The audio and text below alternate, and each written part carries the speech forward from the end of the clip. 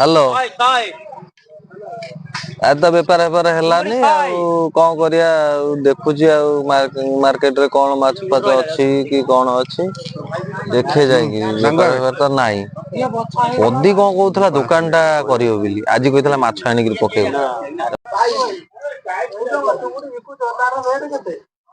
पदी भाई माछ केते टका माछ निये 180 नबु 2 किलो नबु 180 लगा पड़िबो 2 किलो नेला 180 टका किलो नेला 200 आ आधा किलो नेला 120 कॉलेज छाड़ी तू ए माछ व्यापार कोन आ कोन करिवु आ कोन पैसा पतर नहीं ये माछ व्यापार जो लाभ आ अछि कोतर अछि आ ये पोई ने 30 टका किलो बढ़िया पोईटा किलो 30 किलो 30 ए किलो 200 गोटे कथा कहछ ना दीटा कथा कहछ त ओ तम कथार्ता ठीक नहीं आ रेट ता ठीक कहू ना म कहली 2 किलो नेला 180 टका पड़िबो ए देख 2 किलो नेला 200 हाउ ठीक अछि गोटा काम कर नियो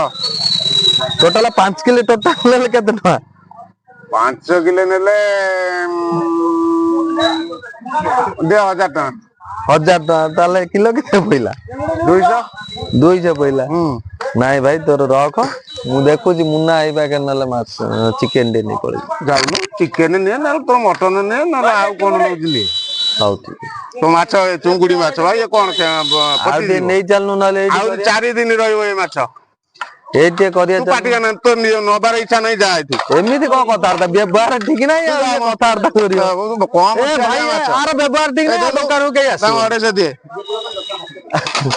ठीक अछि भाई माने एटा होची गंडाकिया छक आउ प्रकृत होची भाई होची एई भाई हमर वीडियो करियो मुख्य उद्देश्य हला तांको डांगू भाई को पोई की डांगू भाई चुंगुडी बेस्ट आजिरो संडे डांगू भाई चुंगुडी पोई घांटो भाई चुंगुडी केते टका किलो